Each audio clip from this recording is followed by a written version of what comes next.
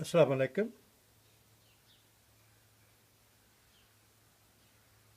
आज जनवरी की 10 तारीख है। मेरी तरफ से सबको नया साल मुबारक। चंद हफ्ते पहले पाकिस्तान से एक साहब ने मुझे व्हाट्सएप पे कुछ पैबंदकारी करने के बाद मुझे कुछ फ़ोटो भेजी थी और उन्होंने पैबंद लगाने के बाद एक लिफाफा इस तरह बांधा था कि अगर बारिश हो तो कम अज़ कम उसमें एक गिलास पानी तो ज़रूर रखने की गुंजाइश थी। अगर आप कोई पैबंद लगाते हैं और उसको आप मुकम्मल सील नहीं करते तो फिर उसकी कामयाबी के इम्कानात कम होते जाएंगे।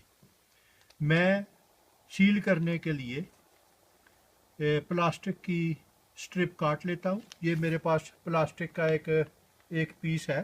कोई भी प्लास्टिक का पीस ले लें जो कि नरम हो, सॉफ्ट हो।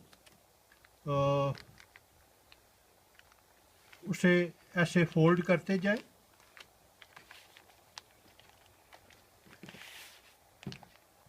अभी आप दो तरीके इस्तेमाल कर सकते हैं। एक तो ये है कि आप कैंची लेके तो कैंची के साथ इसके पीसेस करते जाएं। जिस चौड़ाई के आपके लिए ज़्यादा मुनासिब हो। मैं तो तकरीबन इंच, आधा इंच, तकरीबन ज़्यादा मैं इस साइज़ के इस्तेमाल करता हूँ। बहरहाल मैं मुख्तलिफ़ साइज़ों में ये पट्टियाँ काट लेता हूँ और इन्हें एक बैग में सेव कर लें। और इसके साथ आप अगर पैबंद को बांधेंगे तो उसमें हवा या नमी के दाखिल होने के इम्कानात बहुत कम होंगे।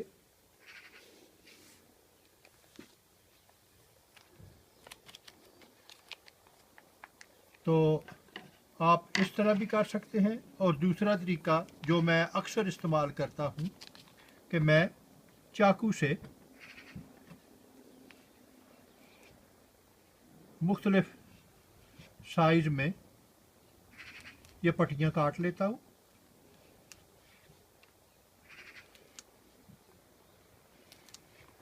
अगर आपने चाकू इस्तेमाल करना है तो चाकू बहुत तेज़ होना चाहिए।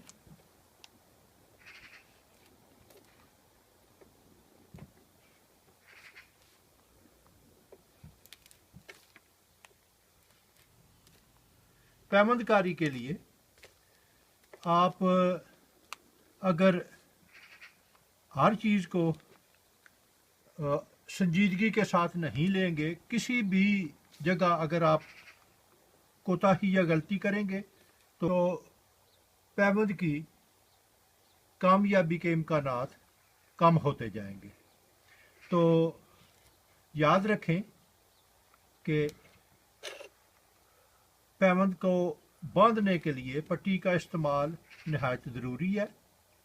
और बजाय पूरा लिफाफा आप उस पर बांध के तो उसे मज़ीद ख़तरात से दो चार करें।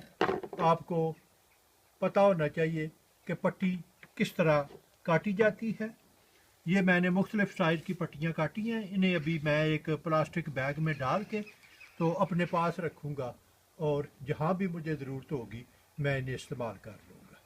तो ये तो था प्लास्टिक की पट्टी काटने का एक तरीका। इन पट्टियों की आपको पैबंद करने के लिए हर वक्त ज़रूरत रहती है, इसलिए आपके पास इनका होना ज़रूरी है। ये आसान और सस्ता तरीका है।